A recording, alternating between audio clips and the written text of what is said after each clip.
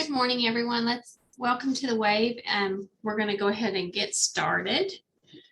First thing we're going to talk about is the ASR. Just to keep it fresh in your minds, it's going to close on July 1st of this year. We need you to be checking your calendars for accuracy, parent-teacher conference days, professional days, snow days, and holidays. Check your transportation numbers in Student View and make sure that you're capturing the right data for transportation. You also need to check your find missing students. If you've got students in this section that should be counted, then there's got to be an error of some sort, and find missing students will actually point out where the error is, and I think it highlights it in yellow, or it's in a sign that, or in a column that says has issues. So just be sure you're checking that. Also, there's new alt-ed section on the ASR. Please be sure you're verifying that students listed under this section are correct. We will be providing online data entry that's going to be available for you to go in and make changes to it. If you have any questions about the data, you can contact us at studentdatainfo@osde.ok.gov, or you can contact State Aid as well. We'll be putting instructions out today on the online data entry for your alt-ed data correction, so just look for that. And wanted to bring up, there's a notes section on the ASR for the alt-ed. Now, if you put a note in there, it's going to email State Aid automatically. So be sure that you're doing that if you have questions. And again, if you have questions about the ASR, please contact State Aid at state.aid@sde.ok.gov, or you can contact Lori at 405-522-0139, or Mitzi at 405-522-0120.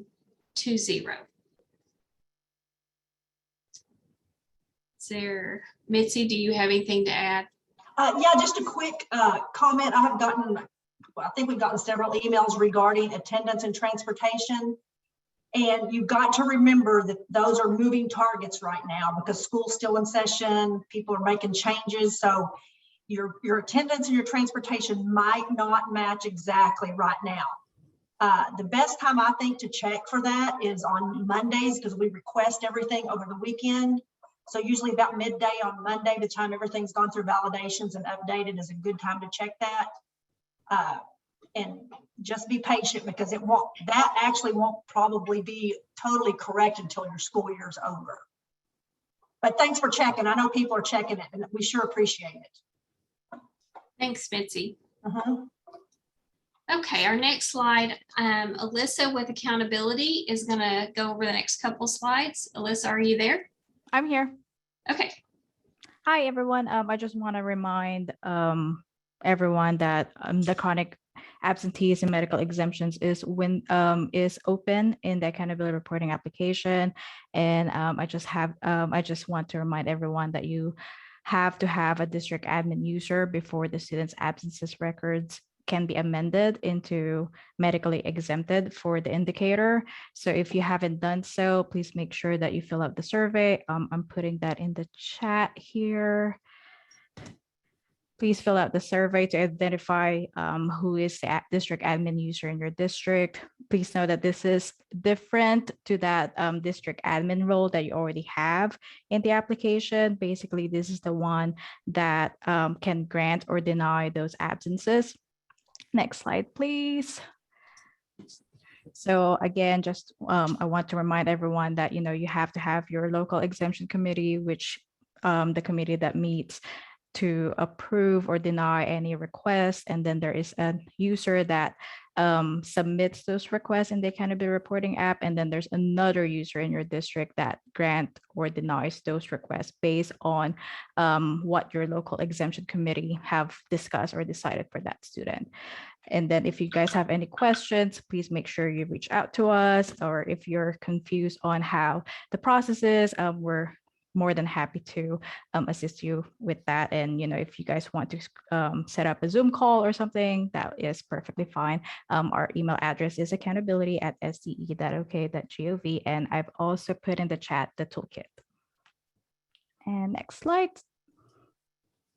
Also, I want to remind everyone that the post-secondary opportunities, you can view your data in the accountability reporting application.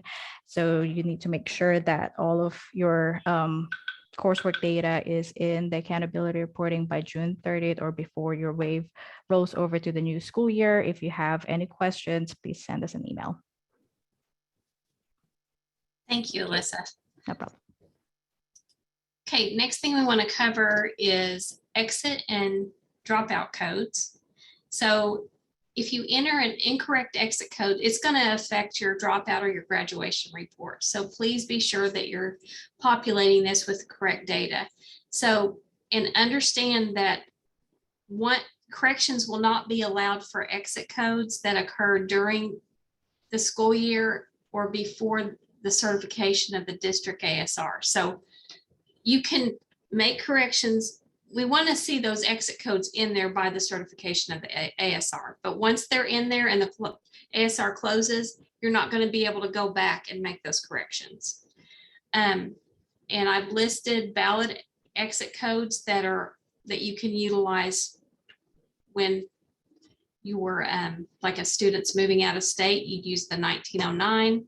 We've got a couple different codes, 1912 and 1915 for private schools that are out of state. Your private schools in state are going to be 1910, 1911, 1913, 1914. If your student's moving outside the country, you would use 1916. If they've gone to an institution, it's going to be 1917. If they're leaving to go homeschool, it's going to be 1918. Charter schools, including virtual, are 1919. Public in-state transfers are 1907, 1908, 3508. And of course, exited at the end of school year is going to be 3505, and your graduated is going to be 1921. If you have a student that has passed away, it's going to be 1923, and illness is going to be 1924. So if you've got questions about the exit codes and exit dates, you can direct those to accountability@sde.ok.gov and studentdatainfo@sde.ok.gov. Okay, now the exit codes that will give you a dropout are 1922, 1925, 1926, 1927, 1928, 1931, 3500, 3501, and 3502. So if you use any of these codes, you will be on, it's going to show as a dropout. So just want to put those out there. Okay, next slide is we're going to talk about transfers again. So each district, you will be able to extend your existing transfers beginning May 1st. Doesn't mean you have to, but if you've got students in there, you want to make sure they're going to the next, going to your district the next year and they're already on a transfer, you can go in and you can press extend transfer and the parent does not have to enter another transfer application. If you choose not to extend that student or any of your students, then your parents will have to apply again in July. So just know that that's out there. Any transfers in your transfer queue that are not finalized by June 30th, and that's why they're going to have to reapply, they'll be deleted from the transfer students and the parents will have to reapply.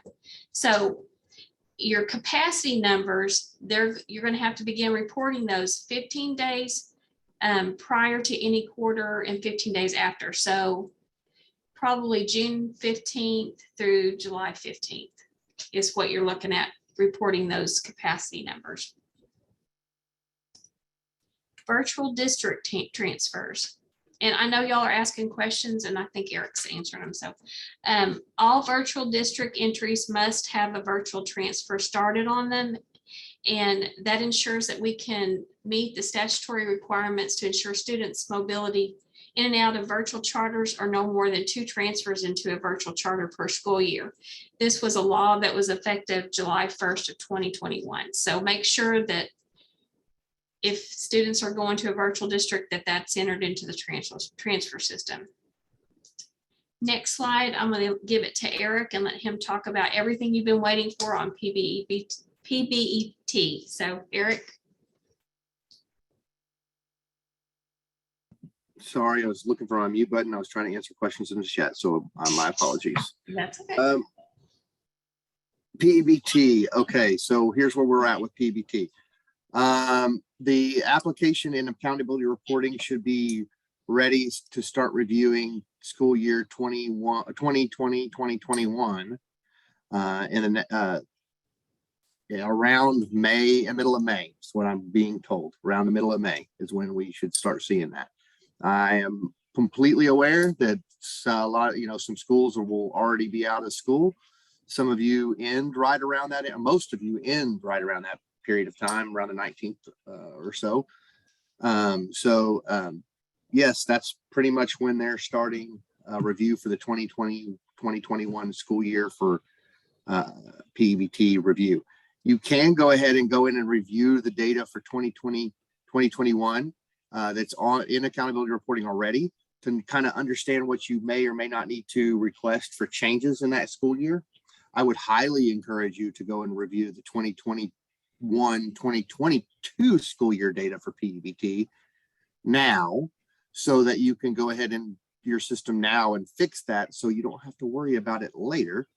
You won't have to do DVRs and all that stuff for all those changes. You can just change the data to reflect accurately for this year in your student information system, so that when we go ahead and start issuing those benefits, we won't have to do a lot of corrections. I would highly suggest you do that now. And then the DVR process is coming. I told you around the 15th of May is what we're being told by the developer. We also have a very that will be available right around that same time, probably a little bit after the review process available. We will have 3 new professional development modules all about PEBT. One, and they'll have resources in them as well. They'll have things you can download and hand out to parents or people that have questions, administrators. It's a 3 level mod, 3 modules with 3 different levels of learning about PEBT. The first module is just basic general information about PEBT. It takes about 10 or 15 minutes to get through it. There'll be a second module that gets a little bit more in depth, and then a third module that will get all the way down into the weeds of how you put data in, how it's calculated. I mean, very, very specific information. And it also will have a tool that allows you to put in information and determine if the student would have or should have qualified for PEBT. All of that, all those tools will be usable at the district level, and you can take it out of the professional development module and use it separately and not in the module. So I think that you guys will benefit greatly from that. We're already done with making the first module and the majority of the second module, like 95% of the second module. We're waiting on the reporting platform to be completed so that we can include that in the training modules on how to go into the AR or accountability reporting application and make those changes and walk through the process. So there will be training for that, very extensive training and resources for you guys to use however you see fit. Are there any questions about PEBT that hopefully I can help with? Linda had do I think that the 2021 corrections will have to come by DVR? Will they be doing on-string data entry? I believe they're going to come from DVR. Alyssa may know a little bit more than I do about that, but I believe it's going to be a DVR process and not an on-screen data entry type process. Am I right there, Alyssa? That is correct. The developers are working hard to make sure that it is an easy entry, just like how in graduation, especially for attendance records, but I will know more once we have those screens set up. That's what I thought. So yeah, we're working together with this to try to get this out to you as quickly as possible and as you know, as clear and as clearly as possible for you guys to be able to do it as quickly and easily as you possibly can, because we already know we're at this point almost 2 years behind on paying PEBT benefits. Not behind, because not all states are paying PEBT benefits for 2020, 2021 yet either. So it's not like we're behind everybody else. It's just something that I feel like we should have already dealt with. Yes, there are that in that training module, in those training modules, Julie, there's definitely all the information on how you qualify for PEBT and what all the guidelines are. I mean, it walks them through it. And that first 10-minute, 15-minute training module is going to be on Edge. It was Edge, whatever that PD Pro platform. I'll promise you, I'll give you all the information. I don't know exactly where it's going to be yet, but it's going to be on the PD module. That's going to, or the PD platform that the State Department uses for PD. Used to be called OK Edge. Anyway, we're going to use it there. That I would suggest many people, all admin, go through at least that first 10-15 minute. Here's what PEBT is. Here's how you qualify. Here are the rules. Here's what, you know, all that stuff. Everybody should do those. Just to get a basic idea of PEBT. And then the more, you know, technical stuff probably is going to fall to you guys, but at least they will know, and there'll be handouts and things you can email around, flyers and things like that. It's all electronic, so you don't have to print a bunch of stuff, but you can email it around your staff. So are there any other questions about PEBT right now?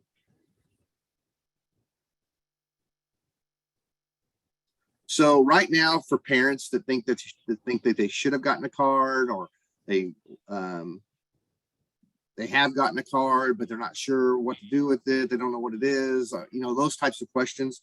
We have a parent form on our website for them to say, hey, I should have gotten a card, or I got a card, or I think I should have gotten a card, but I changed addresses or whatever. We have a parent form for them to fill out on our website. If I'm not mistaken, it's just sde.ok.gov/PEBT. And yep, it is on there. And then there's a form right there on the front page they can fill out and say, hey, this is what you can send them all to that, so that we help them, or DHS helps them. If they need to change their address, if they're having a problem with if they're having problems with their PIN numbers on their cards, or they didn't, you know, they had their card is canceled, or, you know, a card problem, they have to call DHS. They have to have a case number, and then they have to call from DHS, and then they have to call the credit card company with that case number so they can help them fix the problem with their card.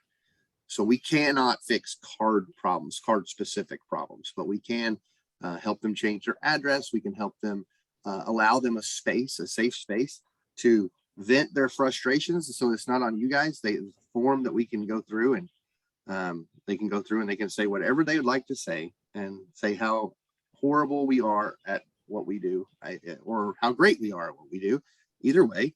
And it allows them a place to say the things they want to say, and it allows us a place to go through and review all the things they're saying to us, so that we can make sure that we get the things fixed.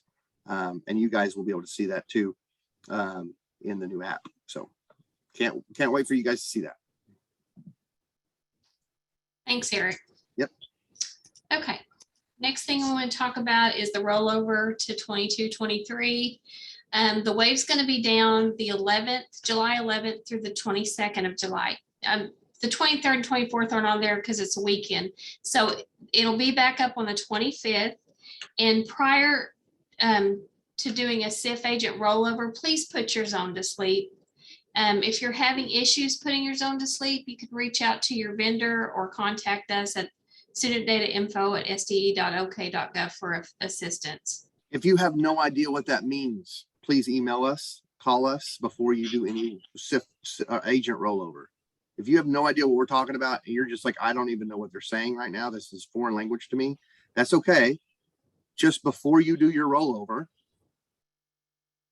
call us or email us. We'll take care of doing the technical part if you just call us and let us know.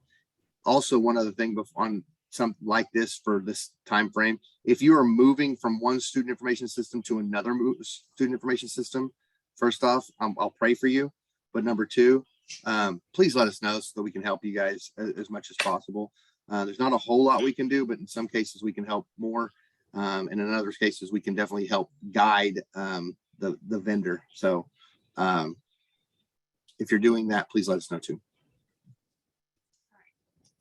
Next slide is medium of instruction. So each section in your system should identify and include students based upon their type of instruction that they're currently receiving. So what this means is you should have each section should have a virtual class and a brick and mortar class when applicable. And one thing I want to add to this is the reason we're doing this. I mean, we used to identify medium instructions through your basis of admission, but with blended learning, it's hard to do that. So this is the only way that we're going to be able to accomplish able to identify each student as far as the instruction they're receiving is through the medium of instruction. So be sure that when you're creating your sections, that you're creating a section for virtual and for brick and mortar. And as always, if you have questions, you can email us at studentdatainfo@sde.ok.gov. And we also have our student information documents and guides up on the SDE website under student information. So that's all I have for today. Is there any other questions? Hey Nancy, it's Mitzi again. I'm sorry, I should have said something earlier. I want to circle around back to the alt ed. Okay. I'm looking at all the people on here. Most of you guys are on top of your work, but it's very important that you look at that alt ed student view and make sure those numbers are correct, because in fiscal year 23, your alt ed payments and allocations are going to be based on the fiscal year 22 ADM of alt ed. So if you have friends, family, people that don't get on these WAVE meetings and they work at other schools, tell them they've got to look at this stuff early. The earlier the better, so we can get it fixed. One more announcement: the transfer system has gone under two new enhancements. One of those is the report that Kelly has been asking for I don't know, probably 2 months at this point, for at least. Kelly Brasfield from Union. I believe after UAT in a week or so, that report will be available. And there's one other enhancement that we did that you guys I think will appreciate. I can't remember what it is, so I don't want to say it, but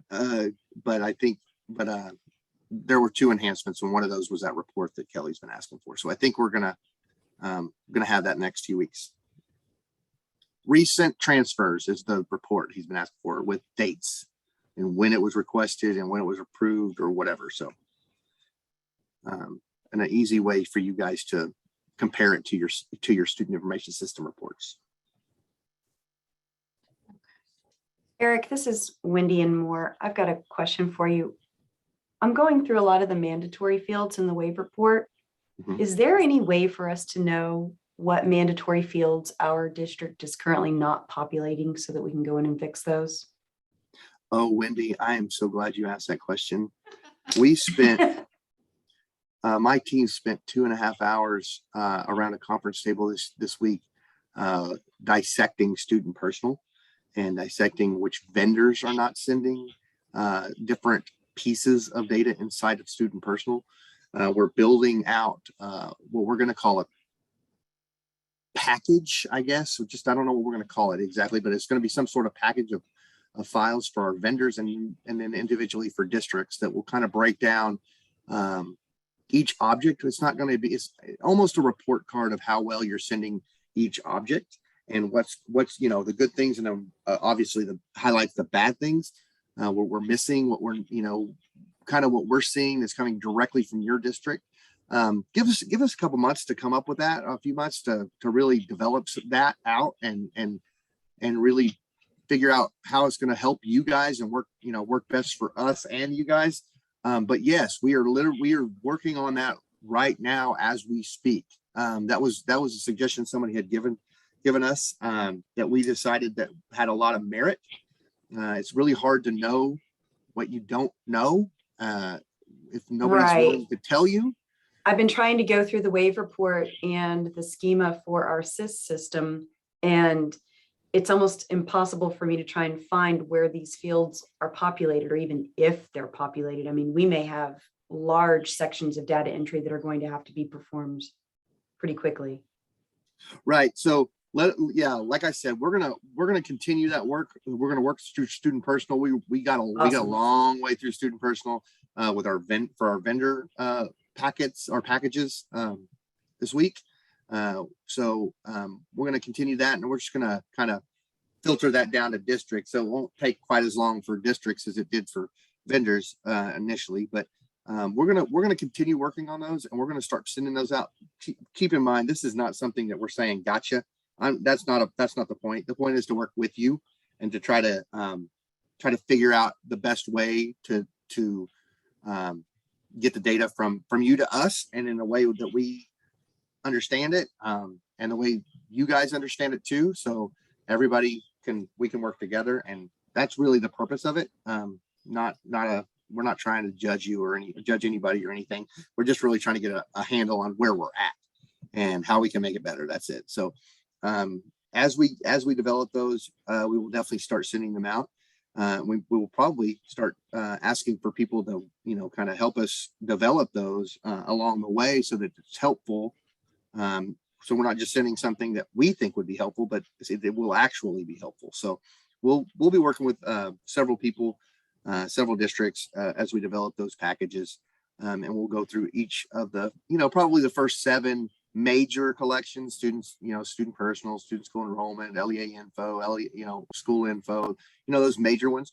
Another thing we're working on right now is enhancing our validations, and really getting a handle on the messages you guys see, because we've known for a very long time that the messages you guys see are not always the most helpful, or very rarely are they the most helpful thing ever for you guys to read, and like, oh yeah, I know exactly where to go fix that, because typically you don't have a clue, because it's not a very good message, and that's because we've not written them very well. So we're going to continue working on our validations and releasing those a little bit at a time. We're going to simplify those too. So hopefully the both of those efforts in the long run will help everyone out do this reporting thing better. Wendy, you also had a question about instructional setting. There are no comments in the way for these for clarification. Can you elaborate on that a little more? Sure. So in school, obviously, home, obvious. Big question is, we have Moore Norman Technology Center, and then we have concurrent education. So would post-secondary, where would the technology centers fall, I guess, is my biggest concern. Hey, Wendy. For post-secondary indicator, there is a list of courses that count for post-secondary, and I believe you are able to put that in your local SIS and record that. So are you saying it would be by OCAS code? Yes. Yes. Okay. So if the OCAS code is post-secondary, then we would choose post-secondary facility. Got it. Yes.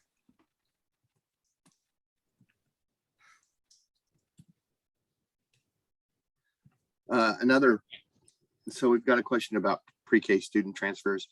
So I'm just going to answer this verbally because it's pretty detailed. So right now, until this website fix is done, which, by the way, they're actually working on now instead of just sitting there. So they're actually about 50 to 60% done with that website update. But whenever until the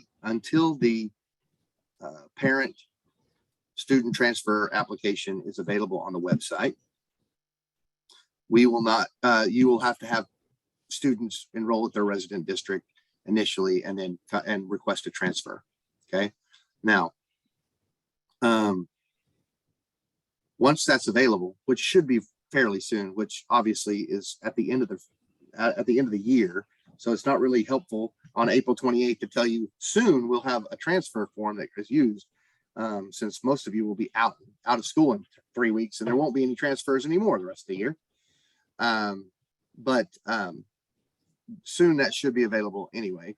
And for sure next year, or on July 1, it'll be available for parents to apply for transfers. But for right now, students have to go to their resident district and apply, or and enroll, and I'm doing air quotes, but enroll to get an SDN and then apply for a transfer. And Margaret, to clarify, we will not use RV on or RV off basis of admission codes next year. I mean, that's true. We will not be using RV on and RV off basis of admission codes next year. We will be using the medium of instruction to determine if a student is blended or virtual. I will say that there is a new bill in the legislation right now on the I want to say House floor. It's already been approved by the Senate that defines what blended is, and blended in that statute is defined as at least 1 hour, the equivalent of 1 hour of instruction per day on site. So just so you know, that's there. So Julie, you asked a question earlier. Did you get an answer to that question? Julie Cook. Yeah. Okay, all right, good. Jason wants to know if we have students coming from out of state school, but they were in Oklahoma previously and already have STNs, what district do we use when sending districts in the transfer system when we enter them? Would we use the last Oklahoma City district they attended or their current resident district? You would use their current resident district. Sure, that's fine. I mean, honestly, either current resident district is probably the best practice, but either one would work. Virtual admissions. Sorry for Jason for skipping that question. I guess I just didn't see it. I don't know how. OCAS codes aren't the only CTE program codes. The CTE program codes the ones that qualify for post-secondary credit? Alyssa, have you already answered that? Yes, I did. I did answer that in the chat. I Oh, okay. did post the post-secondary indicator guidance. Oh my goodness. And starting on page 9, that has all of the OCAS course codes that counts for post-secondary opportunities indicator. Thank you. Did you see Paula's post about term span for their Yes. courses? Okay. Yes, I did. And that if you are looking at the school course page under school data, that term span over there, that column, that currently is not working in the application. The best place to look if your term span is being populated is under the student data, the coursework tab. So when you go into that tab and then you hit that burger looking icon to do the flat file, you will be able to see all of the courses that your students are taking and the grades. There are no new medium of instruction codes. They're the same medium of instruction codes that are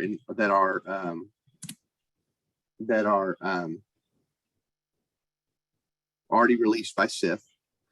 I don't know what I just typed. Pay no attention. I was thinking and talking at the same time. So I can't do that. I'm not very good at that. Medium instruction codes are out on the SIF website. I'll pop them in here before we end, but there's not any new ones. Virtual schools, nope, they will no longer use RV on or RV off anymore. Nope. Next year we're doing medium of instruction. So just make sure you're setting up your courses with the medium of instruction of identified as virtual. If that's, I would guess in virtual schools, that would be the only type. I might be wrong. I'm not always. Cynthia wants to know if they can wait to enter the PK students transfers on July 1st. And I think you would have to, wouldn't you? If it's next year's. Yeah, you would have to. Yeah, because they're not current currently in your, they're not currently in your school. Only ones that can be approved before for school year 22, 23 are before July 1st are the ones that are already in your school. And that'll open up on May 1st.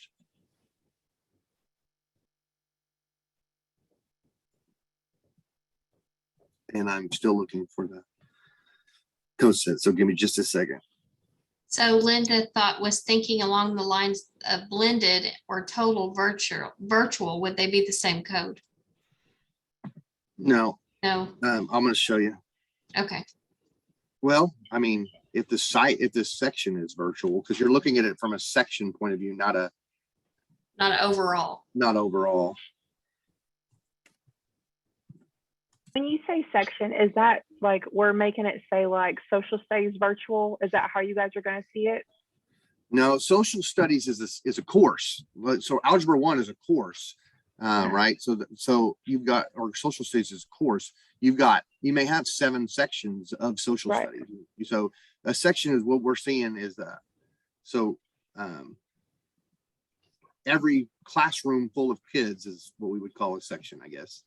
And this medium of instructions for those are, I just got them. I'm going to type them here in the tech. There you go. So Okay, in the I see what case you're saying. so in the case of a section of, of social studies, it may be given virtually or online distance learning or face-to-face or correspondence, or maybe they're in a classroom, but there's, they're doing technology-based instruction, whatever it is, independent study, center-based instruction, internship. Those are the types of classes those are the types of instruction, the medium of instruction that we, that defined in the SIF standard.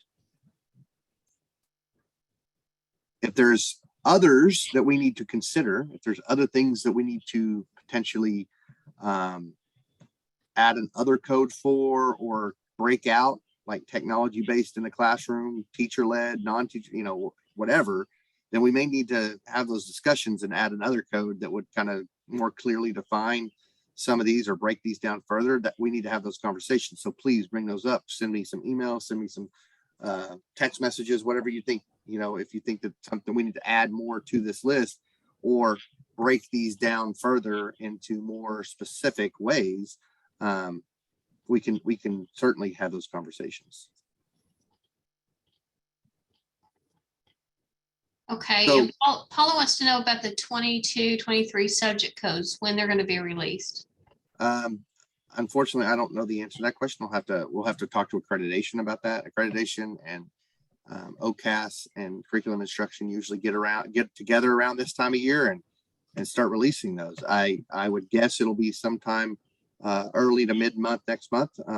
That's typically when it is. But I haven't had that conversation with Ryan, so I'm not real sure. So to answer your question, Linda, in the case that how we're going to define blended is this, I guess. If we look at a student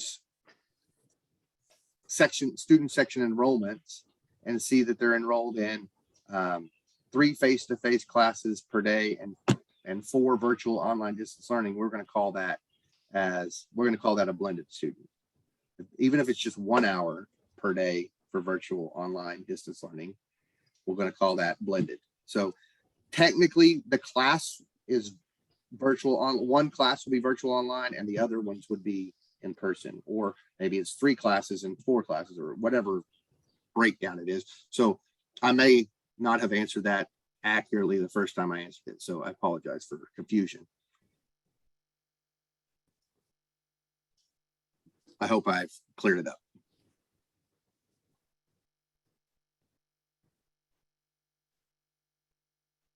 Okay. Is there any other questions? Right. It would be virtual or traditional. I mean, you don't have, how often, is there a bunch of times where we have students that are half blended and half in person? I like the section itself is half blended.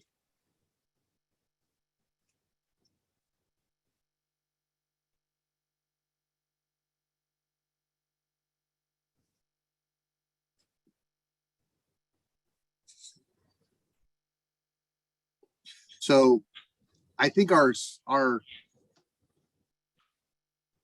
I think our that- guidance here would be, Margaret, I think our guidance here would be that you would have two sections, right. one with one teacher. You would have a section of traditional, a section of virtual, where you have sections taught by teachers that include both traditional and virtual student. You would those would have to be broken out into two different sections.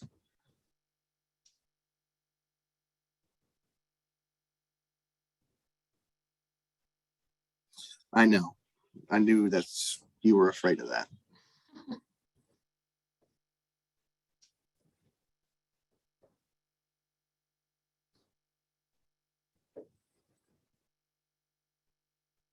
Okay.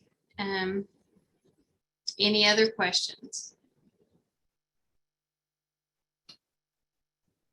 If not, we're going to go ahead and call it done, and we'll talk next week. Thanks, guys. Thank Have a you. great one. Thanks, everyone. Thanks, Alyssa.